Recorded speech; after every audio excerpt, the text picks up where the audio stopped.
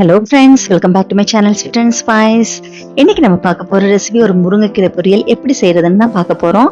கீரைனாலே நார்ச்சத்து நிறைய இருக்கும். அதுலயும் பொதுவாகவே நம்ம வீக்லி ட்வைஸ் ஆர் த்ரைஸ் நம்ம இந்த கீரை இல்லை எந்த கீரை எடுத்துக்கிட்டாலும் அது ரொம்ப உடம்புக்கு நல்லது. அதுவும் பர்டிகுலராக இந்த முருங்கைக்கீரை நம்ம எடுத்து சாப்பிடும்போது அயன், கால்சியம், மைக்ரோ நியூட்ரியன்ஸ் இப்படி எல்லாமே அதிகமாக இருக்கு.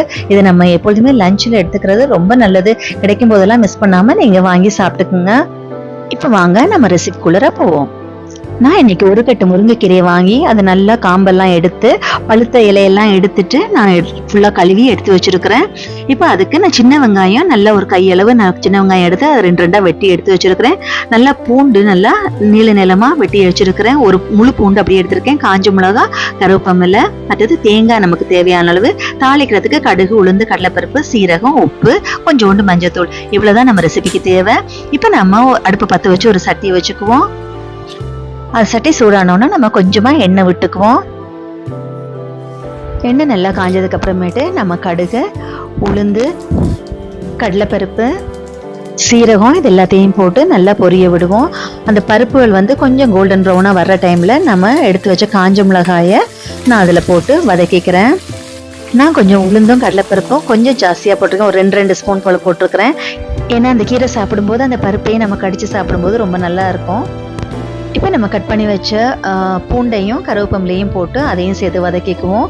பூண்டை நீங்கள் கட் பண்ணி போட்டாலும் சரி, நீல வாக்கில் கட் பண்ணி போட்டாலும் சரி, இல்லாட்டி நீங்கள் தோலை உரிச்சிட்டு தட்டி போட்டாலும் சரி.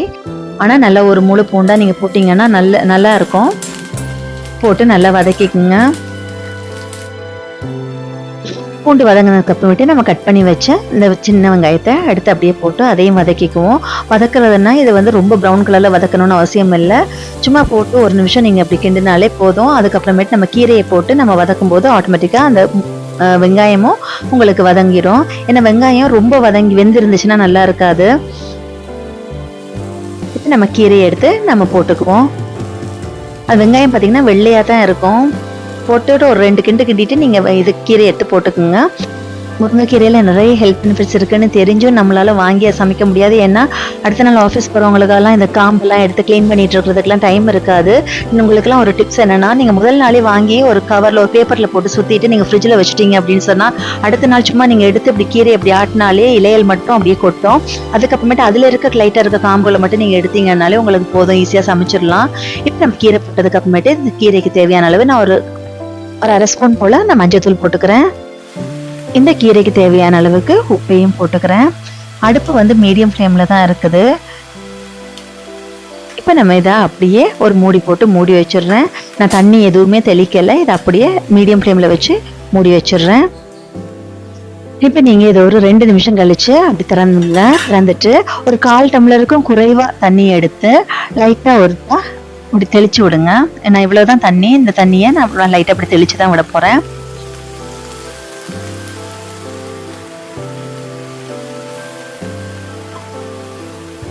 இப்போ நம்ம அதை அப்படியே திருப்பி மூடியை போட்டு மூடி விட்டுருவோம். நான் வந்து கிளறலை, அப்படியே மூடி விட்டுறேன்.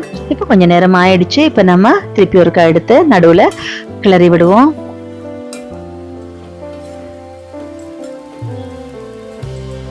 உங்களுக்கு வெங்காயம் நிறைய இருக்கிற மாதிரி இருக்கும். ஆனால் உங்களுக்கு அதை வந்து தனித்தனியாக உதிர்ந்து வரும்போது உங்களுக்கு கரெக்டாக இருக்கும். ஏன்னா இப்போ ஒட்டின மாதிரி இருக்குல்ல, இலையில எல்லாம் ஒட்டின மாதிரி இருக்கு. அதனால உங்களுக்கு இப்படி இருக்கு. ஆனால் உங்களுக்கு எல்லாம் சேர்ந்து சரிதாக வரும்போது உங்களுக்கு கரெக்டாக இருக்கும். அதுவும் இல்லாமல் சின்ன வெங்காயம் தான் நம்ம இந்த முருங்கைக்கீரைக்கு ரொம்ப பெஸ்ட்டான ஒரு இது. நீங்கள் சின்ன வெங்காயம் போட்டு தான் நீங்கள் முருங்கைக்கீரை செய்யுங்க. அது ரொம்ப நல்லா இருக்கும். இப்போ பார்த்தீங்களா, விட்ட தண்ணி எல்லாம் போயிடுச்சு. அடுப்பு மீடியம் ஃப்ளேமில் தான் இருக்கு. இப்போ நம்ம அதை அப்படியே கிண்டிட்டு இப்போ கொஞ்சம் கொஞ்சமாக தனித்தனியாக வந்துடுச்சு. பார்த்தீங்களா, முதல்ல இருந்ததுக்கும் இப்போ இருக்கிறதுக்கும்.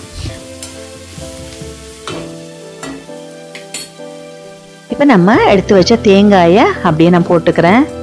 நான் ஒரு 1/4 மூடி தேங்காவை திருவி வச்சுக்கிட்டேன். தேங்காய் கொஞ்சம் ஜாஸ்தி இருந்தாலும் நல்லா இருக்கும். இது நீங்கள் குழந்தைங்களுக்கு கொடுத்தா கூட அழகாக சாப்பிடுவாங்க. சாப்பாட்டில் செஞ்சு போட்டு கொடுத்து பாருங்க, கண்டிப்பாக சாப்பிடுவாங்க. எப்பொழுதுமே பருப்பு போட்டு செய்ய முடியாது இல்லையா? டக்குன்னு இப்படி ஒரு பொரியல் செஞ்சு சாப்பிட ரொம்ப நல்லா இருக்கும். கீரை மட்டும் எப்பொழுதும் மதியானத்தோட சாப்பிட்டு முடிச்சிடுங்க. நைட்டு வச்சு சாப்பிடாதீங்க. அவ்வளோதான். பார்த்தீங்களா, உதவியா வந்துடுச்சு.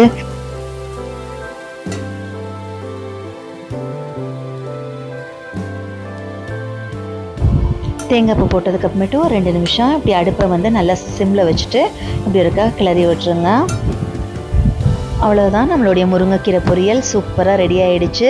இது ரொம்ப ஈஸியாகவும் செஞ்சிடலாம். ஆனால் ஒன்று, நீங்கள் முன்னாடியே க்ளீன் பண்ணி வச்சுருங்க. அப்போ தான் உங்களுக்கு ஈஸியாக உங்களால் செஞ்சு சாப்பிட முடியும். இப்போ நம்ம இதை சர்வ் பண்ணிக்குவோம்.